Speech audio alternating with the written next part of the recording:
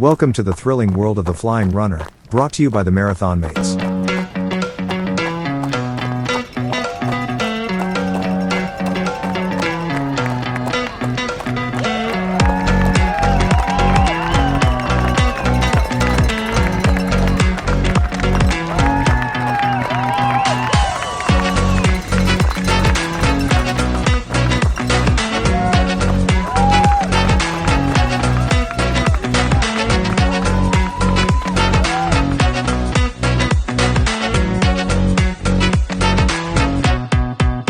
Hey there everyone, it's Tony here from Marathon Mates, and welcome to Out and Back, your turnaround point for your weekly running journey. Now today I'm going to talk a little bit about running shoes. Now I'm a little bit of a nerd around running shoes, and I know that in the world of runners there are so many different types of runners, but what we see a lot of is we've either got runners that are absolutely love one pair of shoes and they'll flog them to death until they've got no more life in them, and then go out and get themselves another pair of those shoes.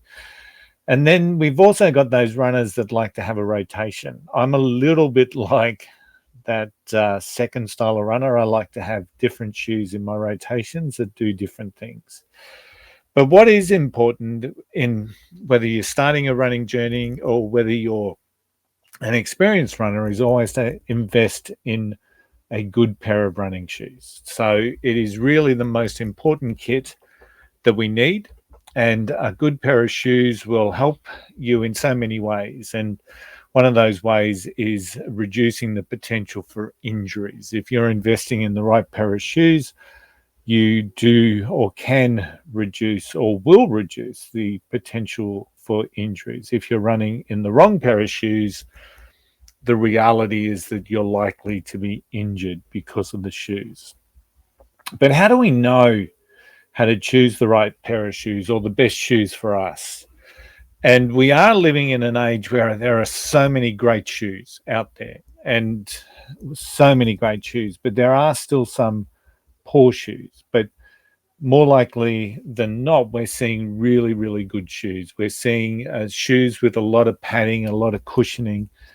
We're seeing shoes with carbon plates. We're seeing all sorts of technology being applied to shoes, which helps runners at all levels.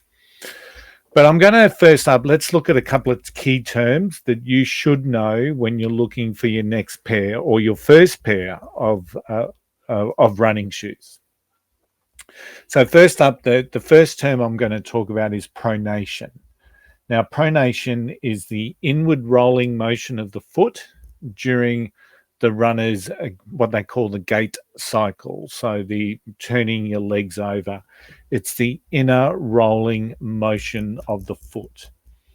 And understanding your pronation type will help you choose the right pair of shoes. So some runners will have a pronation where the foot rolls inwards, while others have a much more natural style.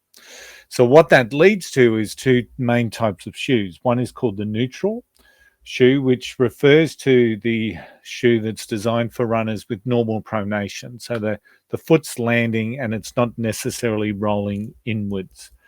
And it provides cushioning and support without any additional stability features.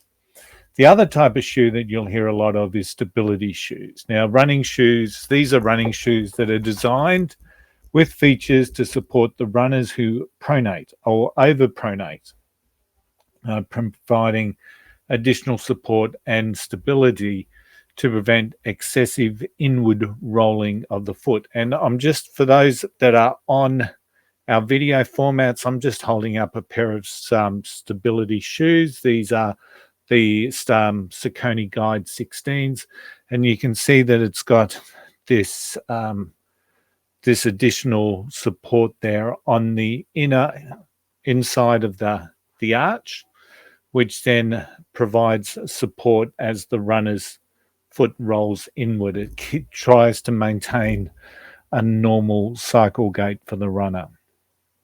Now, you'll hear a lot the stack height, and we're living currently in a world where we have what we call max stack shoes. So just to give you an understanding, the stack height is fundamentally, it's the height of foam that's in the shoe, right?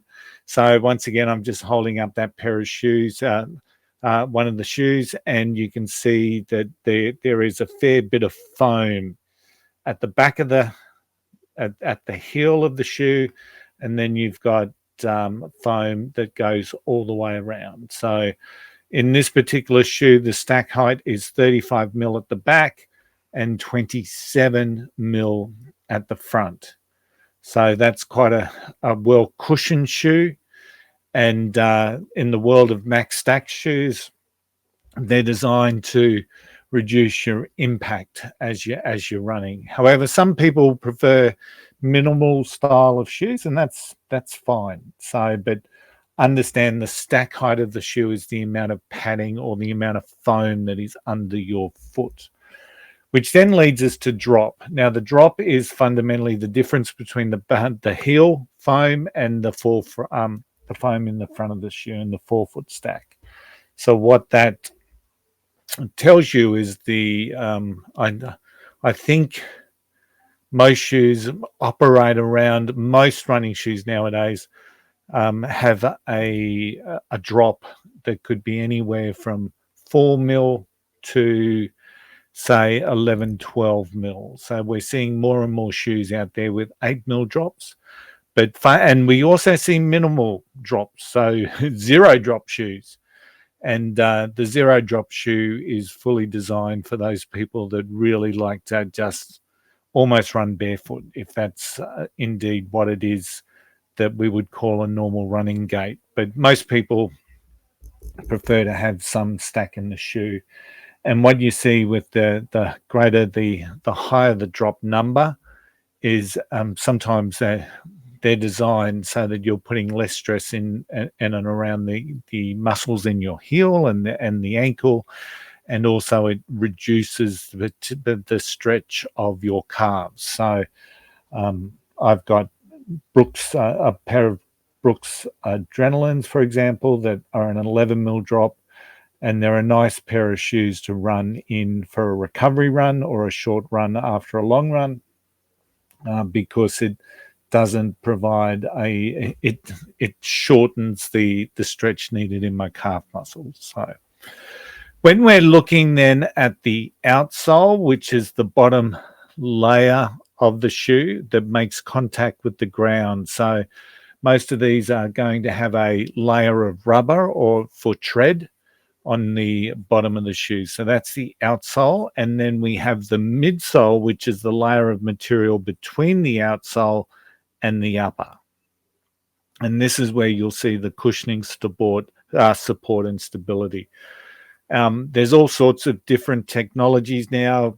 Each of the manufacturers have a different version of foam, and they are always looking to enhance the technology of the foam. But the midsole is between the outsole and the upper. The upper itself is there. It covers the foot fundamentally, but it's typically made of breathable mesh or synthetic materials. The upper provides structure, support, and breathability. So a lot of people nowadays love shoes that are breathable, because you don't necessarily want your feet heating up during your long runs.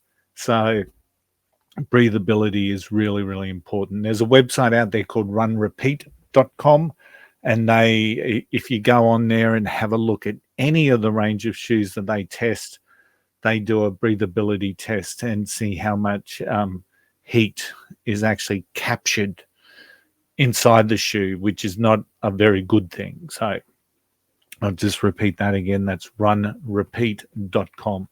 And the last thing that you should know about is just the heel counter. Now, there are running shoes out there that are quite flimsy in the heel.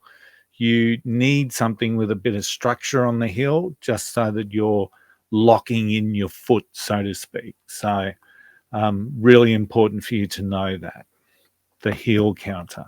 So these are the main terms that you need to know, but investing in the right shoe sometimes may feel like a little bit of trial and error.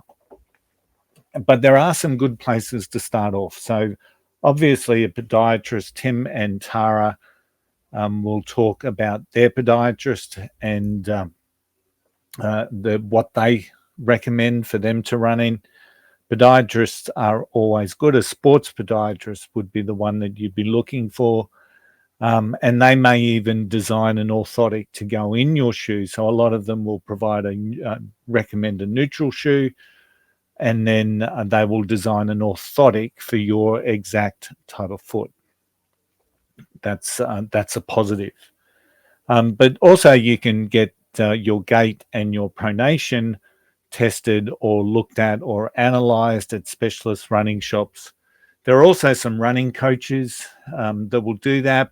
And of course, on YouTube, there are a number of influencers.